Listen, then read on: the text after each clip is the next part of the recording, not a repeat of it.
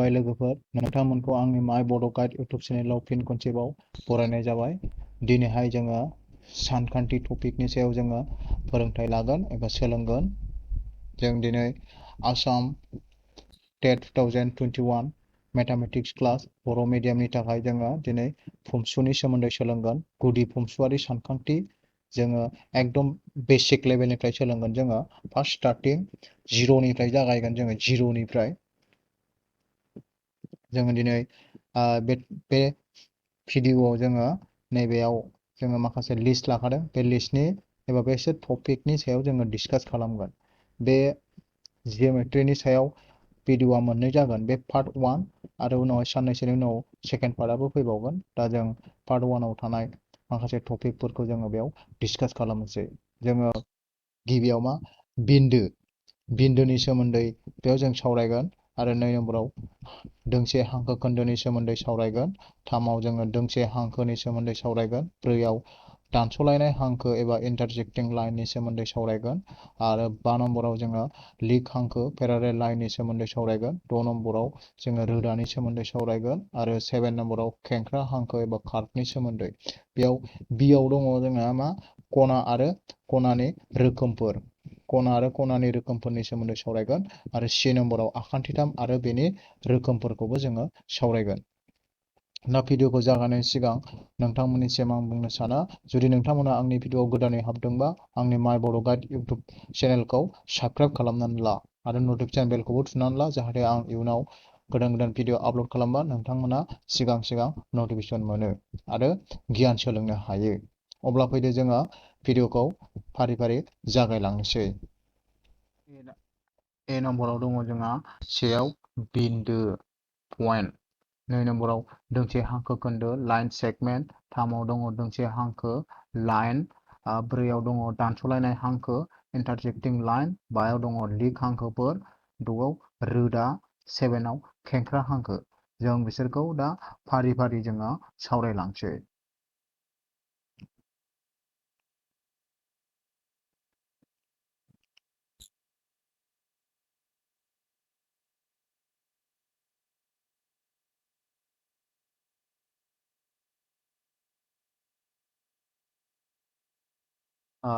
से नम्बराव दङ जोंहा बिन्दो।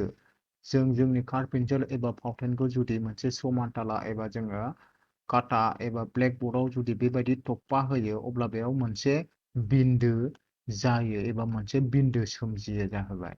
होमबा बे बिन्दोआ मोनसे थावनिखौ फोरमायो। माखौ फोरमायो? मोनसे थावनिखौ। बेहा जौथाय गैया, बेहा लावथायबो गैया। नाथाय बिनि सोरगिदिं बेसेबां डिग्री खना सोमजियो?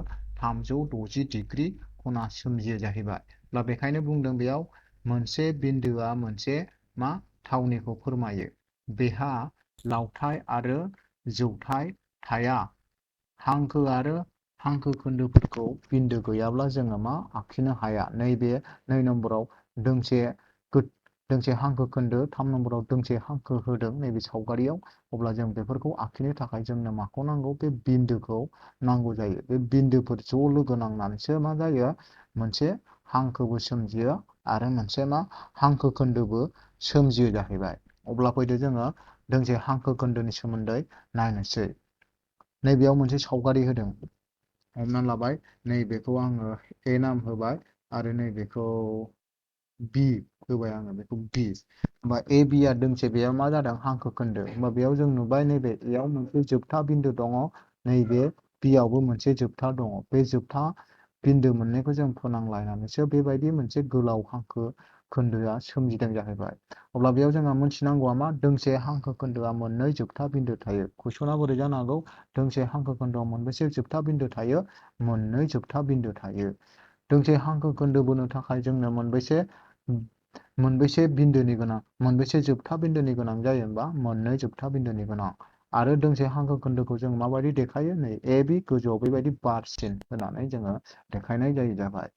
दा 3 नम्बराव फैदो दोंसे हांखो। दाना जोङो जुदि दोंसे हांखो खोन्दोनि फारनैबो जोबनायाव जुदि बेबायदि थिरसिन होदेरो, अब्ला बेखौ जों बुंगोन दोंसे हांखो। बे थिरसिना जोंना मा बुजायगोन? जोङो दोंसे हांखोखौ फारनैथिंबो जोबथानाय गैयैसिम फोलावदेरनो हायो। बिथिंबो जों ओरै फोलावदेरनो हायो, बिथिंबो जों ओरै फोलावदेरनो हायो। होमबा बेखौ जों बुङो मोननै बिन्दोआ मोनसे हांखोखौ थि खालामो जाहैबाय। नैबेयावबो मोनसे बिन्दो दंमोन, नैबेयावबो मोनसे बिन्दो दंमोन। नाथाय बे बिन्दोनि जोबनायाव जों बेबायदि थिरसिनायनायनि बेखौबो फोलावदेरनो हाबाय, ओरैबो फोलावदेरनो हाबाय। बेखौ होननानै बुंदों आरोखि। होमबा दोंसे हांखोआ जोबथानाय बिन्दो गैया, माने जोङो बेखौ फोलावदेरनो हाबाय थायो। बेनि उनाव लिरदों जोङो बियो सानथ्र'हायै बिन्दोफोरजों दाजानाय आरो बेखौ फारनैथिंबो जोंहा मा जोबथानाय गैयै फोलावदेरनो हायो होननानै बुंदों। बेखौ गोसोआव लाबानो जाबाय। दा नेक्स्टआव 4 नम्बराव फैगोन जोंना 4 नम्बराव दानस'लायनाय। 4 नम्बराव फैगोन दानस'लायनाय हांखो इन्टारसेक्टिं लाइन। जुदि आं बेयाव एल हांखो आरो एम हांखो दोंनै बोयो आरो बे दोंनै हांखोआ गावजों गाव जुदि नैबे बिन्दोआव नांजाबलायो एबा दानस'लायो, अब्ला बेबायदि हांखोखौ जोङो मा होननानै बुंगोन? दानस'लायनाय हांखो होननानै बुंगोन। बेबायदि दोंनै दानस'लायनाय हांखोआ मोनसेल' आगोसार बिन्दो थायो। मानो होनबा बिसोर बे मोनसेल' बिन्दोआव दानस'लायो नालाय, बिसोरनि आगोसार बिन्दोआ बे जाहैबाय। हमनानै लाबाय आं बेखौ अ नाम होबाय। होमबा बे एल आरो नैबे एम हांखोआ अ बिन्दोआव दानस'लायदों नालाय, बिसोरनि आगोसार बिन्दोआबो मोनसेल' जादों। होमबा दोंनै हांखोआ मोनसे आगोसार बिन्दो थायोब्ला बेखौ जोङो मा होननानै बुङो? दानस'लायनाय बिन्दो होननानै बुङो। बे दोंनै हांखोआ गावजों गाव मोनसेल' बिन्दोआव दानस'लायो। होमबा दोंनै दानस'लायनाय हांखोआव मोनबेसे आगोसार बिन्दो थायो? मोनसेल' आगोसार बिन्दो थायो। बेखौ गोसोआव लाबानो जाबाय। नेक्स्टआव फैगोन जोंना मा? लिक हांखो एबा पेरालेल लाइन।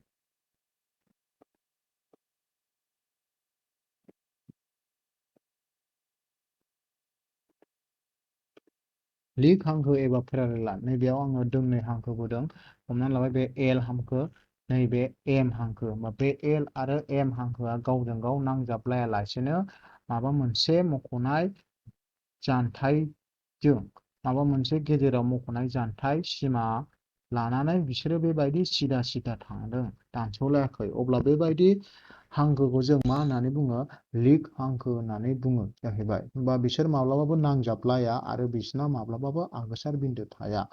मानो आगोसार बिन्दो थाया? मानोना बिसोर नांजाबलायाना। बेनिखायनो बिसोरा मा आगोसार बिन्दो थाया। बा नांजाबलाय हांखोफोरखौ जों मा होननानै बुङो?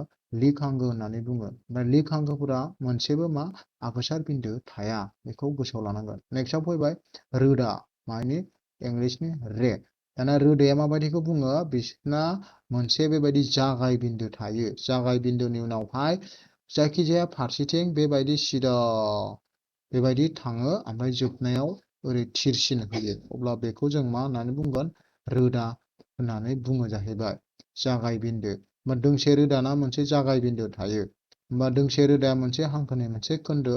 बेयो मोनसे बिन्दोआव जागायो आरो जोबथानाय गैयै थांबाय थायो। थारमाने बे थिरसिनजों बेखौ ओरै फोलावदेरबाय थानो हायो जाहैबाय। होमबा मोनसे रोदायाव जोंना जागाय बिन्दोआ मोनबेसे थायो होनबा अनलि वान, मोनसेल' थायो। बेखौ गोसोआव लानांगोन। नेक्स्टआव फैदो। नेक्स्टआव दङ जोंना नेक्स्टआव दं खेंख्रा हांखो।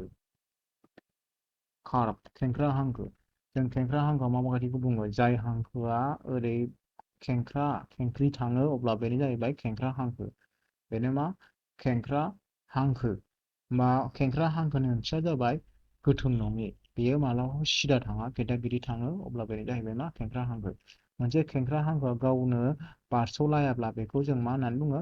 गोरलै खेंख्रा हांखो। नैबेयाव गावजों गाव बारस'लायाखै बा नांजाबलायाखै नालाय, बेखौ जों मा होननानै बुंगोन? गोरलै खेंख्रा हांखो। हमनानै लाबाय गोरलै खेंख्रा हांखोआ बेबायदि जानो हागौ आरो बे गोरलै खेंख्रा हांखो बेयो। ओमफ्राय फांथेयोब्ला बेखौ जों मा होननानै बुंगोन? फांथे खेंख्रा हांखो। जुदि गावजों गाव फांथेलायफिनोब्ला ओरै ओरै थांबाय, बेयो ओरै थांनानै ओरै जुदि बेयाव ओरै फांथे हैफिनोब्ला, ओरै थांनानै ओरै जुदि बेयाव ओरै फांथे हैफिनब्ला, अब्ला बेखौ जों बुंगोन फांथे खेंख्रा हांखो। बा बेखौबो बुजिबाय जों। नेक्स्टआव फैदो। नेक्स्टआव जोंहा दङ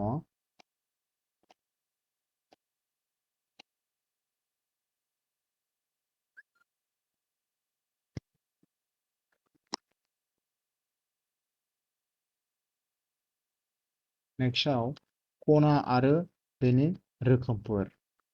नेक्स्टआव दङ मा खना आरो खनानि रोखोमफोर angle and types of Engels. बेहाय आङो मोनसे सावगारि आखिदों। हमनानै लाबाय बेयाव नैबे अ बिन्दो लायनो नैबे मा मोनसे अ बिन्दो नैबे अ बिन्दो हमनानै लाबाय बेयो अ बिन्दो ना अनिफ्राय आं ओरै गोजौथिं अ ए मोनसे रोदा बोबाय आरो ओरैहाय जोङो गाहायथिं अ बि मोनसे रोदा बोबावबाय होमबा बेयाव रोदाया मा जाहैबाय रोदाया मोननै जाहैबाय। रोदाया मोनबै जाखो मोननै जाहैबाय ओमफ्राय बे रोदा मोननैनि जागाय बिन्दोआ बबे जाबाय अ एबा थिखिनियाबो अ बे अनिफ्रायनो बिसोरो ओंखारलांदों अब्ला नैबेयाव मोनसे खना सोमजिबायना अब्ला बेखौ जों मा होनांगोन जोङो खना होननानै बुंगोन आरोखि। होमबा बेनिफ्राय जोङो फरायनोसै बेयाव मोनसे खना सोमजिहोनो थाखाय दोंनै रोदाफ्रा मोनसे बिन्दोनिफ्राय ओंखारलांनांगौ। मोनसे खना सोमजिनोबा मोनसे बिन्दोनिफ्राय दोंनै रोदाया बेबायदि ओंखारलांनांगौ। बे ओंखारलांनाय दोंनै रोदाखौ जों मा होननानै बुङो बे अ ए आरो नैबे अ बि रोदाखौ जोङो आखान्थि होननानै बुङो आर्म। बा बेहा मोनसे आगोसार बिन्दोबो थायो। आगोसार बिन्दोआ नैबे थिखिनियानो अआनो। बे रोदाफोरखौ खनानि आखान्थि बुङो। दानि बे अ ए रोदा अ बि रोदाखौ जों मा होनना बुंगोन आखान्थि होननानै बुंगोन। दाना नेक्स्टआव आगोसार बिन्दोआनो खनानि थिखिनि बिन्दोबो जायो। नैबे आगोसार बिन्दोआ बिसिना अमोन नालाय बे अखौनो जों मा होननानै बुंबावगोन थिखिनि बिन्दोबो। लिरनायाव जों खनाखौ नैबेबायदि सिन बाहायनानै लिरो। हमनानै लाबाय बेयो अ ए बि खना नालाय बेखौ लिरनायाव जों बोरै लिरगोन खना ए अ बि खना ए अ बि होननानै जों लिरगोन आरोखि। हमनानै लाबाय आं बेयाव नैबे मोनसे ओरै आखिबावबायनो नैबे जेनेबा ए दङ नैबे बि दङ नैबे सि बा जों बेखौ खना ए बि सि होननानै लिरसिगोन आरोखि। खना ए बि सि खना ए बि सि होननानै जों बेखौ लिरगोन। दाना जों खनानि सोमोन्दैबो सावरायखांबाय दा खनानि रोखोमफोरखौ जोङो नायनोसै।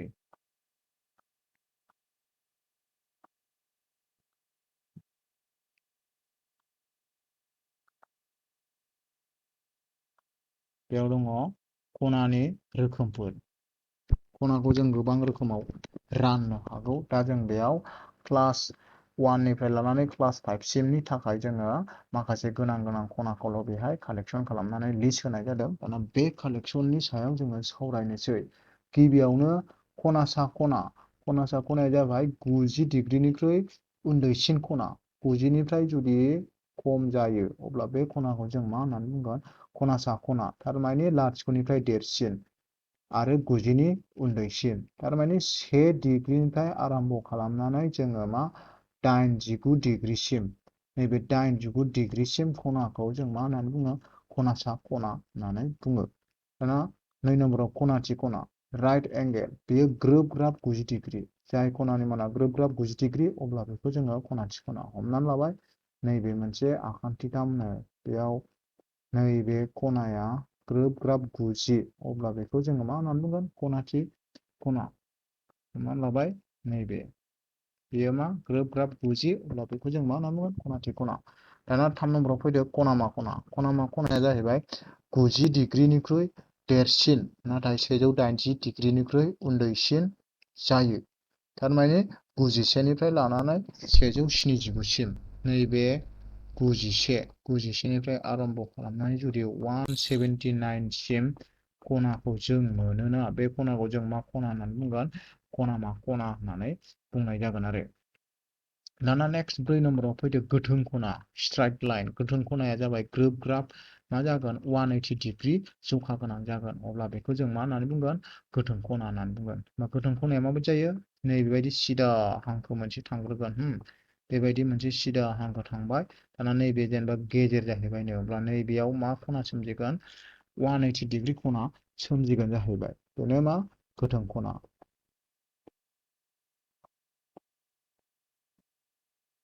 नेक्स्टआव गोथों खनानि उनाव जोंना दङ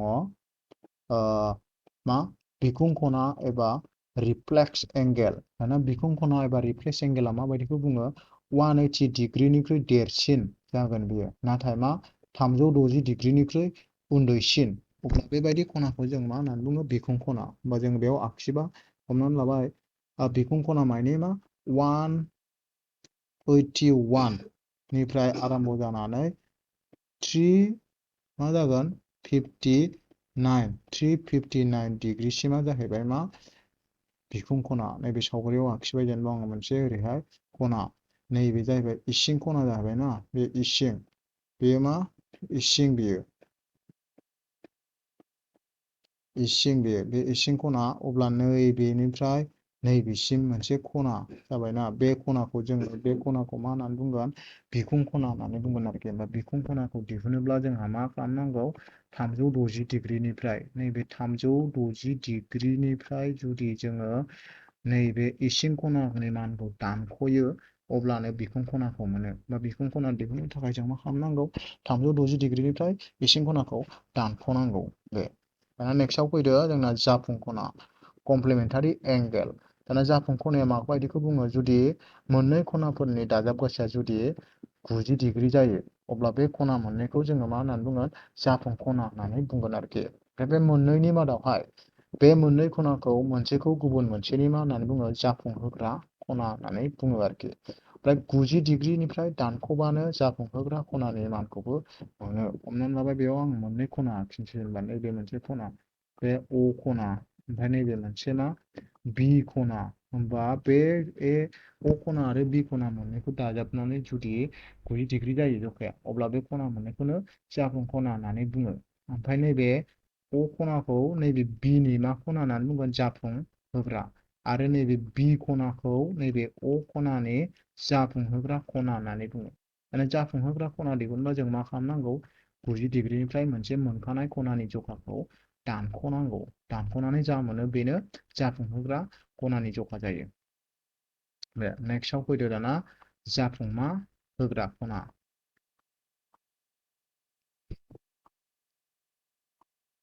नेक्स्टआव दं जाफुंमा खना साप्लिमेन्टारि एंगेल दाना साप्लिमेन्टारि एंगेलनाबो बेबायदिनो जुदि मोननै खनाखौ दाजाबनानै बिसोरनि दाजाब गासैया नैबे 180 डिग्री जायो अब्ला बे खनाखौनो जों मा होननानै बुङो जाफुंमा खना होननानै बुङो नैबे जाफुं नङा नैबे मा जागौमोन जोंना मा थाबावनांगौमोन जाफुंमा खना होननानै बुङो आरोखि मोननै खनाखौ दाजाबनानै मा जानांगौ 180 डिग्री जानांगौ जुदि 180 डिग्री जाबाथाय बे खना मोननैखौ जों मा होननानै बुंगोन जाफुं मा खना होननानै बुंगोन मोननैनि मादावहाय मोनसेखौ गुबुन मोनसेनि जाफुंमा होग्रा खना होननानै बुङो सावगारि आखिब्ला जेब्ला जोङो जुदि नैबे अ खना आरो जुदि नैबे बि खनालायनो होमबा बे अ आरो बि खनाखौ जोङो मा होननानै बुंगोन जुदि दाजाबनानै 180 जायोब्ला जाफुंमा होग्रा खना ओमफ्राय नैबे अखौ बिनि मा होनगोन अखौ बिनि जाफुंमा होग्रा आरो बिखौ अनि मा होनगोन जाफुंमा होग्रा खना होननानै बुंगोन ओमफ्राय जुदि मोनसेया होनाय थानानै गुबुन मोनसेखौ दिहुननांगौबा 180 डिग्रीनिफ्राय जोङो बे होखानायखौ दानख'नांगौ अब्लानो जाफुंमा होग्रा खनाखौ मोनो बे लेखाजों 180 डिग्रीनिफ्राय दानख'बानो जाफुंमा होग्रा खनानि मानखौ मोनो दा बेबो जोब्बाय नेक्स्टआव फैगोन जोंना नांजाब खना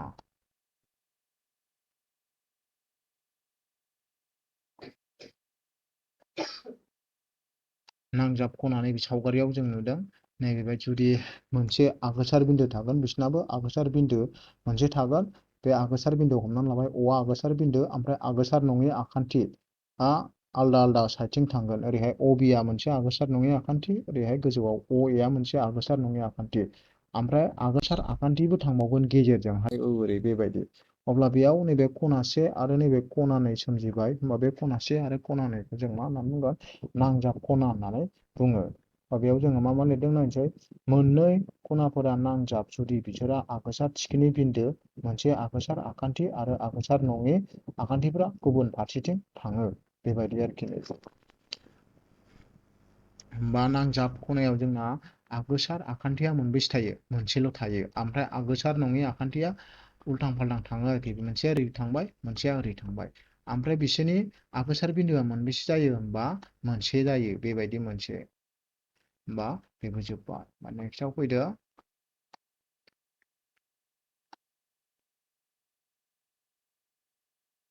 नेक्स्टआव आखान्थिथाम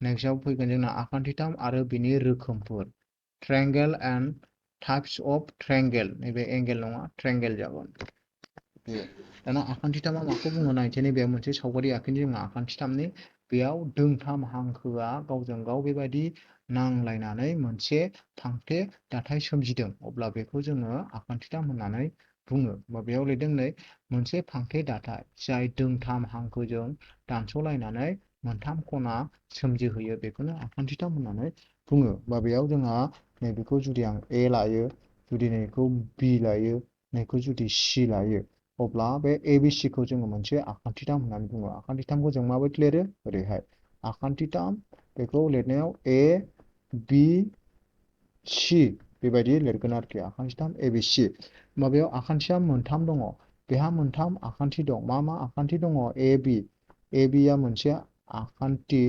नैबेयो बिनि उनावहाय नैबे गाहायाव बि सि दङ बि बि सि आबो मोनसे आखान्थि आरो ओरैहाय ए सि दङ ए सि बेबो जोंना मोनसे आखान्थि बा गासै मोनथाम आखान्थि थाबाय ओमफ्राय मोनथाम खनायाबो मोनथाम मा ए खना बि खना आरो सि खना मोनथाम खना दं लिरोब्ला आं साइडआव खना ए बेबायदि लिरनांगोन खनाखौ बिदि देखायो ओमफ्राय खना बि ओमफ्राय खना सि बेबायदि लिरो जाहैबाय मोनथाम थिखिनि दं थिखिनियाबो मोनथाम ए थिखिनि नैबे बि थिखिनि सि थिखिनि मोनथाम थिखिनि ओमफ्राय बेनि बे मोनथाम खनाखौ जुदि दाजाबोब्ला बिनि दाजाब गासैया बेसेबां जायो 180 डिग्रि जायो थारमाने आङो खना ए दाजाब खना बि दाजाब खना सि मोनथामखौ दाजाबोब्ला बेयो बेसेबां जागोन समान समान 180 डिग्रि जागोन आरोखि 180 डिग्री बा मोनसे आखान्थिथामनि मोनथाम खनाखौ दाजाबोब्ला बेसेबां जायो दाजाब गासै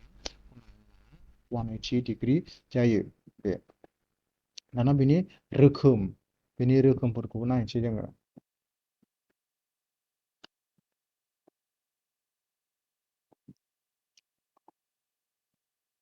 दाना बेयाव लिरदों आखान्थिथामनि रोखोमफोर बा आखान्थिथामा गाहायै मोनद' रोखोमनि दं मोनथाम नङा ओरै बे मोनद'सो जानांगौ मोनद' बा आखान्थिथामा गाहायै मोनबेसे रोखोमनि दं मोनद' रोखोमनि दं बेफोरो मा आखान्थि हिसाबै आरो खना हिसाबै रानजानाय आखान्थि हिसाबै जोङो मा मोनथाम ओमफ्राय खना हिसाबैबो मोनथाम बा गासै बेसेबां जाखो गासै द'था दाना आखान्थि हिसाबै मोनथाम बाहागोआव राननायखौ नायग्रोनोसै मा एक नाम्बाराव दङ गोरोब आखान्थिथाम माबायदिखौ गोरोब आखान्थिथाम बुङो जुदि मोनसे आखान्थिथामनि मोनथामबो आखान्थिनि जखाया समानबा हमनानै लाबाय नैबे मोनसे आखान्थिथामनो बेबो नैबेबो नैबे आखान्थि मोनथामबो जुदि बा गोजा बेबो बा नैबेबो बा जुदि नैबेबो बा मोनथामनिबो आखान्थिनि जखाया बा गोजा नालाय अब्ला बेबायदि आखान्थिथामखौ गोरोब आखान्थिथाम बुङो नेक्स्ट नम्बराव गोरोब आखान्थिथाम दाना गोरोबनै मानि मोननै आखान्थिनि जखाया गोरोबगोन हमनानै लाबाय बे मोनसे आखान्थिथाम